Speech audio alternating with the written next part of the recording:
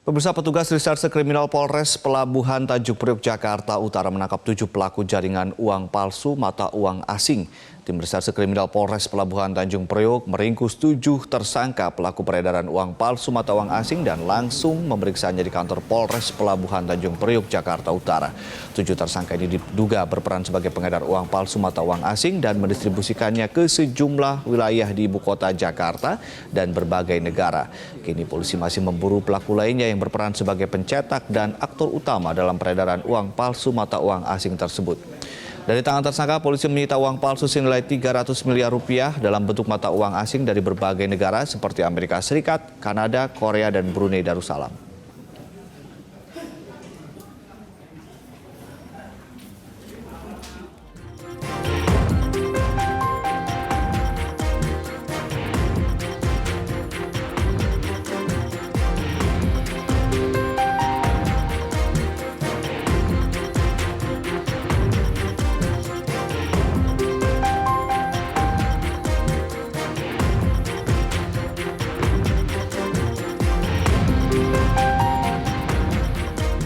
Polres Tanjung Priok berhasil mengungkap peredaran uang palsu mata uang asing yang mencapai ratusan miliar. Dari pengungkapan tersebut, polisi berhasil meringkus 7 tersangka.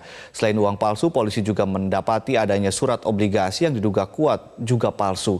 Untuk membahasnya lebih lanjut, telah bergabung Kasat Reskrim Polres Tanjung Priok, AKP Muhammad Faruk Rozi dari Mapolres Tanjung Priok. Selamat pagi, Pak Faruk. Selamat pagi, Mas. Ya, Pak Faruk, bagaimana pengembangan dari kasus ini? Apakah ada update terkait jumlah pelaku yang sudah ditangkap sejauh ini, Pak? Sampai saat ini anggota kami masih melakukan pengejaran terhadap beberapa orang DPO.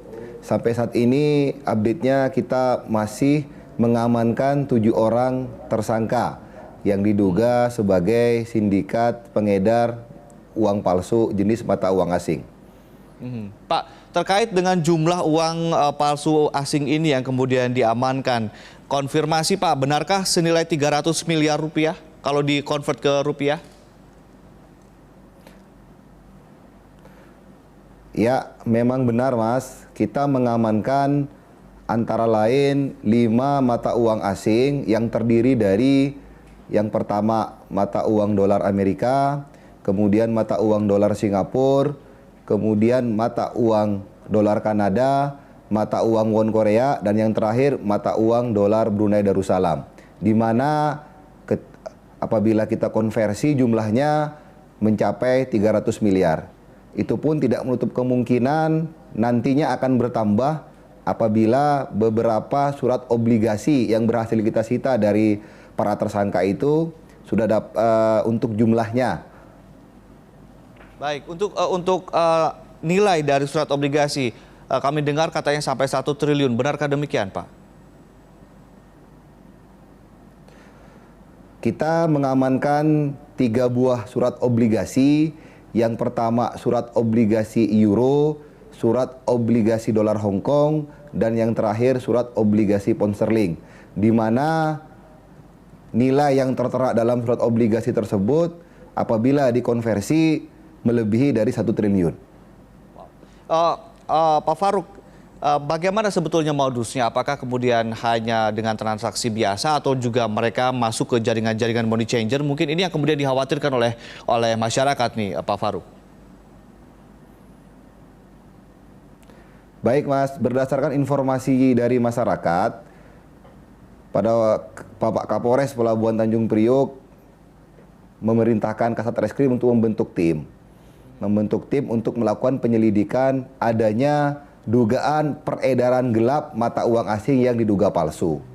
Setelah dibentuk tim melaksanakan penyelidikan, kemudian kita berhasil mengamankan 4 orang tersangka pertama di depan salah satu hotel di Kelapa Gading, di mana dari 4 orang tersangka utama itu kita berhasil mengamankan 10 pack mata uang dolar pecahan 100.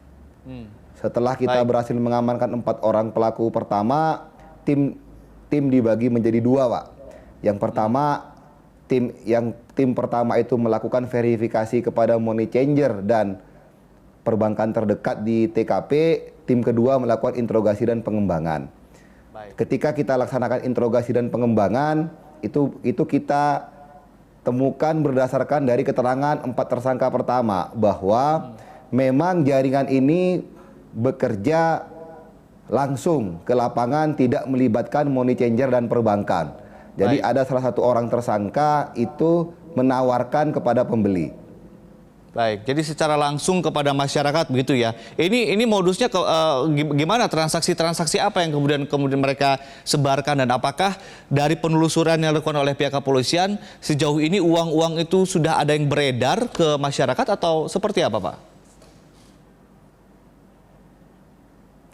Dari hasil penyelidikan dan penyidikan kami, untuk 4 orang tersangka yang pertama ini baru pertama kali akan mengedarkan mata uang dolar palsu ini. Motifnya adalah motif ekonomi. Mereka awalnya menawarkan 1 dolar seharga 7.000, kemudian terjadilah negosiasi dan tawar-menawar sehingga disepakati 1 dolar itu seharga 5.000. Mereka menawarkan mata uang dolar ini, kenapa harganya lebih... Mata uang ini dicetak di mana, Pak? Sampai saat ini untuk mata uang asing ini belum kita ketahui siapa pencetaknya dan di mana, karena tersangka terakhir yang kita amankan itu menerima mata uang dolar dan mata uang asing ini dalam keadaan sudah tercetak dari seorang DPO kita. Baik, jadi DPO ini mungkin bisa dikatakan kuat dugaan dialah kemudian bisa menjadi pencetak uangnya, begitu ya, Pak Faruk ya? Tidak menutup kemungkinan DPO 1 orang ini adalah pencetak dan penyebar mata uang asing yang diduga palsu ini, Mas. Baik, apakah ada terkait dengan sindikat internasional, Pak? Dari hasil pemeriksaan ke-7 orang tersangka, belum kami temui adanya keterlibatan warga negara asing dalam kasus peredaran uang palsu ini.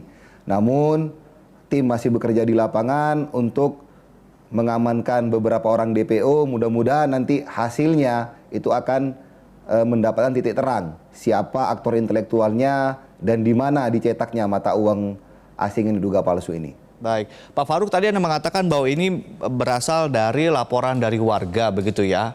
Apakah kemudian sudah ada laporan terkait kerugian dari warga yang menjadi korban, Pak? Berapa orang yang kemudian mengadukan ini, lalu kemudian jangan-jangan ini memang sering dilakukan dan juga banyak korban di daerah sana?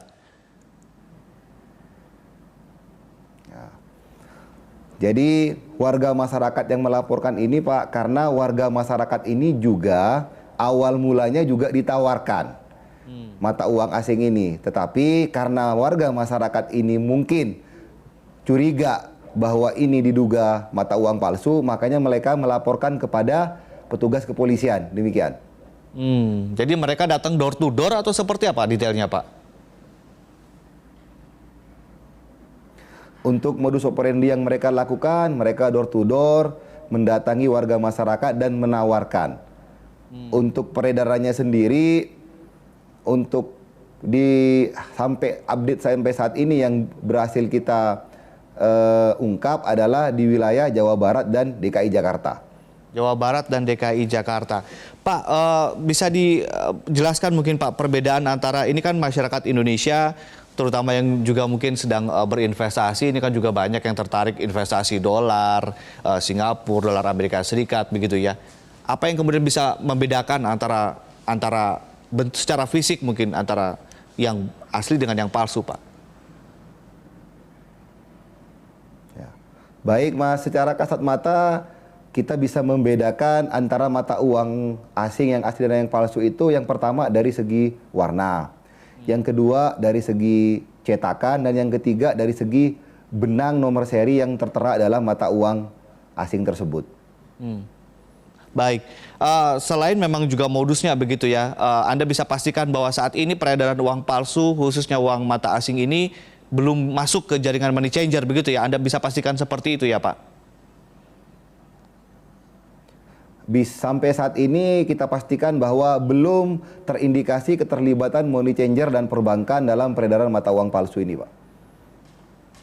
Baik, Pak, untuk uang palsu dan uang asli ini tingkat kemiripannya seperti apa? Apakah mirip sekali, tidak mirip, atau bagaimana? Secara kasat mata kita lihat bahwa tidak mirip, Pak, karena cetakannya berbeda dan warnanya pun juga berbeda. Baik, untuk himbauan kepada masyarakat nih Pak, terkait dengan peredaran uang palsu ini, seperti apa Pak himbauan dari Anda? Ini kan juga di depan ada beberapa contoh uang palsunya Pak, mungkin bisa diperlihatkan. Ini mata uang dolar Kanada, Mas, saya perlihatkan. Kemudian yang saya perlihatkan ini mata uang dolar Brunei, mata uang dolar Amerika, kemudian mata uang dolar Singapura, dan yang terakhir itu mata uang won Korea. Serta surat obligasi yang nilainya tadi sekitar 1 triliunan lebih. Baik. Baik, Pak, dari hasil investigasi, dari hasil kemudian pemeriksaan, siapa sebetulnya target sasaran dari penipuan ini? Apakah mereka masyarakat yang terbiasa melakukan investasi atau kalangan menengah atas, atau justru ini kalangan tertentu yang kemudian mereka bidik? Mereka memang belum tahu dan juga belum aware terkait dengan uang mata asing ini? Dari hasil penyelidikan, mereka itu membidik masyarakat kelas menengah ke bawah yang memang sangat tergiur berdasarkan nilai tukar yang lebih murah dibandingkan dengan nilai tukar yang ada, kemudian belum pernah melihat ataupun memegang mata uang asing. Baik, jadi kalangan menengah bawah begitu ya. Himbauan bagi masyarakat Pak, mungkin agar kemudian tidak terjerat penipuan uang palsu ini. Baik, Mas, kami dari pihak kepolisian menghimbau kepada masyarakat agar yang pertama, apabila masyarakat hendak melakukan transaksi mata uang asing, tolong libatkan lembaga perbankan ataupun money changer yang telah terregistrasi atau terverifikasi. Kemudian yang kedua, kepada masyarakat agar tidak mudah tergiur apabila menerima tawaran ataupun proses jual beli mata uang asing yang tidak sesuai dengan nilai tukar mata uang. Kemudian yang ketiga, kami berharap apabila ada masyarakat yang menerima, mengetahui adanya informasi terkait dengan masalah peredaran mata uang palsu ataupun transaksi mata uang palsu, harap segera dilaporkan kepada pihak kepolisian. Demikian, Mas. Baik, terima kasih Pak M. Faruk telah bergabung bersama kami di Metro Pagi Prime Time. Dan pemirsa, tetaplah bersama kami, Metro Pagi Prime Time akan segera kembali dengan menghadirkan perakiraan cuaca hari ini Minggu 14 Juli 2019. Sesaat lagi.